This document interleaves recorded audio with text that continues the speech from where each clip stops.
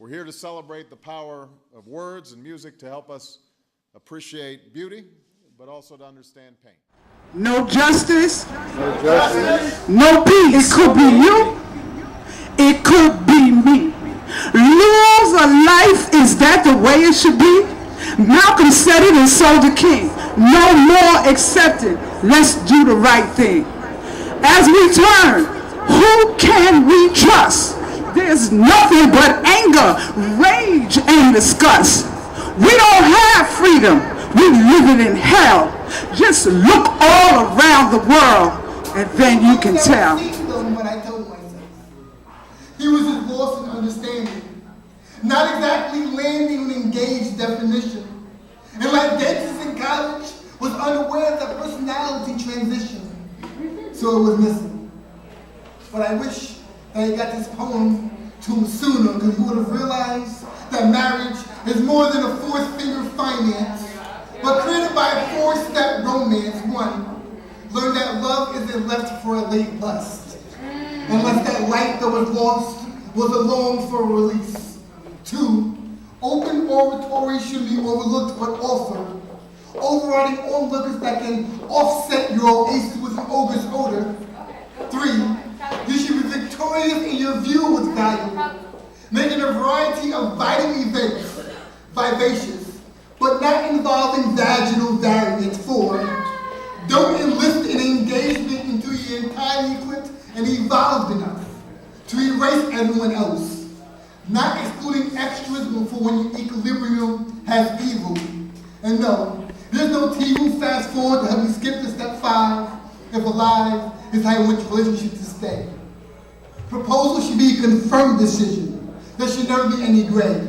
If you knew this in your past and your future wouldn't pay, then your present will past your future with pleasant poems to say. Then maybe today you be married, he be married, I be married. Okay. Before I go further and explain who I am, you probably might see me a lot on television. I was the one who did Sean Bell, have a little bit of thing of Trayvon Martin. I'm gonna do Yalo, all different things. I have written a book, but they try to burn my house down because the name of my book was called Enough is Enough, Poor People Fed Up to How the System F Up. You know what I'm saying? So in today's society, as we live as young people, which everybody might know me because I'm a new Black Panther, so is my husband, so is my 2 little ones. You know what I'm saying? My bigger one, he's in work. But when I look into my community, what I see around me is just ignorance because we don't know self. We don't have the knowledge of self. We are great people. We gave the nation and the world everything. The world didn't have anything without us. Remember, you are Black, and what's Black is first. But before I even go any further than that, my father was the one who cremated Marcus Garvey. So I'm in the movement all my life, and still yet they're after me, but I don't really care. So I'm just going to do a freelance, make up something out of my mind. Okay? It goes like just like this. The womb of a Black woman is the most sacred place in the world that you ever can be. We gave life to many things that we never have seen. Today I stand before you because an eagle wants to be born, but still yet that eagle have not hatched. That eagle wants to come because of the eager, because of the noise, because of the sound, the smell, the air, everything that's all around. So the eagle says, let me be curious and be born. So the eagle be curious and came in the world. The eagle says, Mama, why didn't you not left me where I was? The mother says to the child, I couldn't have left you there because if I left you, you would have been dead. But you are my child, my one and only child. I must comfort you and give you the knowledge, being that the Black woman is first. And being that we gave knowledge to the world, and every teaching comes from us, starts from the womb, we must learn to bless each other and love each other. But today I stand before you, my son. I want you to go and make the world know that you are not ashamed of coming from a mother or a motherless child. So as that child goes on, that child became someone that child tried to think of. The child wanted to do everything, and suddenly the mother got a news. Your child is dead. What must we do then? I'm sorry if I feel like I want to cry, because this thing goes out to Trayvon Martin. Because everybody in here is a Trayvon Martin. And everybody in here is going to go through something. So therefore, the poetry goes on and says, now my child is dead. I'm a motherless child from my womb I once bare for 9 months. So now, what am I going to do? Am I going to bury it, or am I going to go look for the killer who killed my child? And I said, no. Just leave it. Just leave it to the Almighty, the Most High. We can't keep going and just doing what we want to do. So the mother says, my womb wants to be bare again, but I can't. Comfort me with the wisdom of knowledge and let me with my strength. Lead me in the path of righteousness, because this is where we stand. So today we stand with the withstanding. We share that womb, because we are not motherless, but we are powerless. Ashe.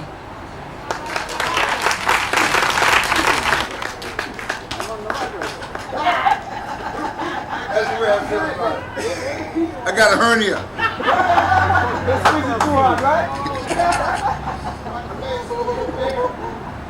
I was trying to avoid this because this has a mild curse word in it. But what I do know is that we live in a cesspool that we're not trying to straighten out. And so it seems. And I don't think that a mild curse word would be so offensive, especially considering that America is becoming a cesspool more and more, especially for us. But considering I honor the elders and the women, and I'm going to still highlight, should I say, delete the word, the mild curse word. This is called, people are suggesting that I recite this part, this poem. This is called The Human Fly. I was at a bus terminal many years ago, in 1990, and I saw some men, the old bus terminal, the old Hempstead bus terminal, and I saw some men going through the motions. I said, man, these brothers are saying something deep. Maybe I can get something to take home to my family, friends, and neighbors. And I went up on them so as to eavesdrop, and the conversation, they were destroying each other with words.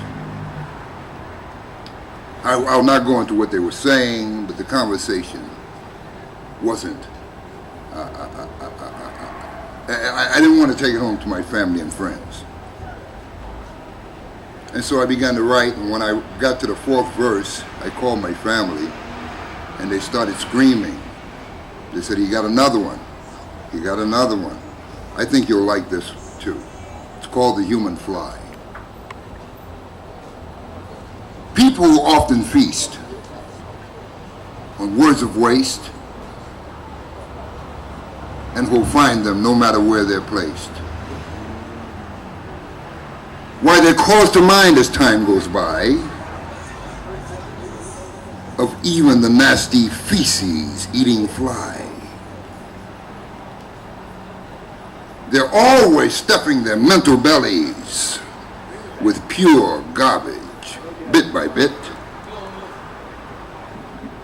And then their every waking moment is spent thinking and talking, what should I say, slit or spit? Or spent thinking and talking spit. Oh, what a terrible tragedy. How their words influences millions to live and to die, having done little better than a spit-eating fly. They talk spit on the radio, movies, DVDs, and TV, and all who eat the spit they talk will never be mentally free. Why some human flies are so very beautiful, gifted with faces and forms, many hold very dear,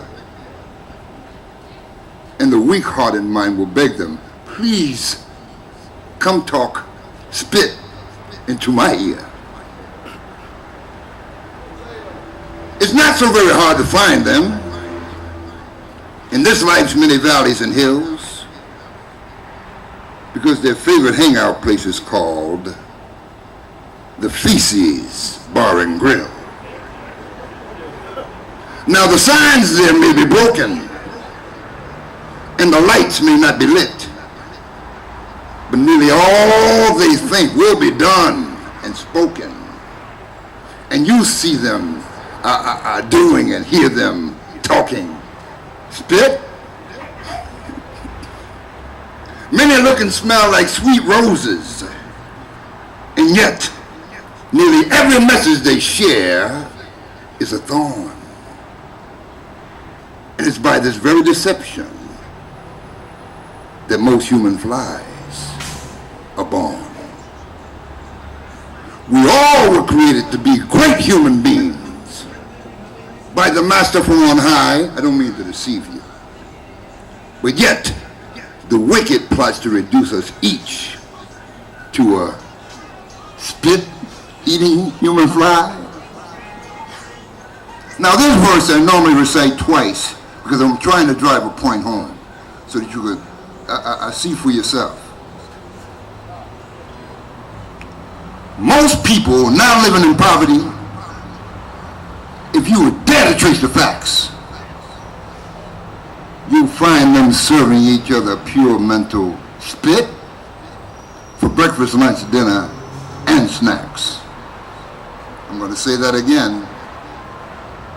Most people now living in poverty, if you would dare to trace the facts, you'll find them serving each other pure mental spit for breakfast, lunch, dinner, and snacks. Always making each other more foolish when they could well help each other be wise. They could choose to rise high and strong, and soar high like strong human eagles, and yet they're tricked into being weak. Most are unconscious tools of the wicked. Satan's screwdrivers, wrenches, and drills. Tools used to construct, or should I say reconstruct, sacred human temples into feces, bars, and grills. Now it's a place you're advised not to enter. Not for meal, conversation, or drink. As who hangs nearby the human fly may soon begin to stink. And so when people are talking garbage, and your precious ears are getting their fill, we beg you, please leave that place. Ever speeding your pace. Well, you're in feces, bar, and grill. Your precious ears are extremely important, and can it best be defined as the golden gates of entry into the kingdom, or queendom, if you will, of your mind. And the precious feet you walk on, they cannot and they will not trod the higher ground if your thoughts are directed by all the garbage talk in town. So let the fools feast on words of waste, but you dine on nutritious food. And then you realize the God-given powers with which you've always been imbued. People rise and shine as bright human treasures, or are reduced to stink human turds. You know some, I know some. And yet every state to which people arrive in this life, they were driven there by words. In this life you will go many places, and yet one favor we beg, if you will. Please, don't long hang by the human fly or at the feces, bar, and grill. If you'll but grant us this one little favor, it'll prove a God-forsaken lie. When folks say you live the fruitless life of a spit-eating human fly. And remember, Your life is your treasure, one of which you lose control the very moment you let the golden gates of your mind be used as this world's toilet bowl. So let people talk whatever they will. But if you hold your one life very dear, you will not long stay in the presence of those who talk spit into your ear. Oh, Father, who art in heaven, help us seek that which is noble, courageous, and wise,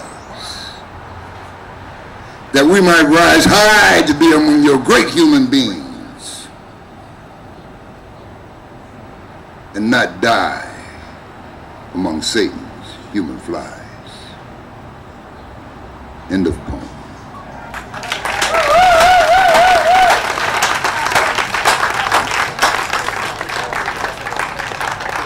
You can picture a guy on the corner selling whatever, and you're looking at him and he's doing whatever, and he catches looking at you and he goes, "Is it a crime for me to get up and get mines? I'm dropping nickels, dimes, cracking even quarter waters in each and every corner of your sons and your daughters are taking my orders and calling me Papi." What? It's not my fault that you're parenting sloppy. Look, I'm going to do what I gotta do because I want to survive. So you know I gotta get a piece of this American pie.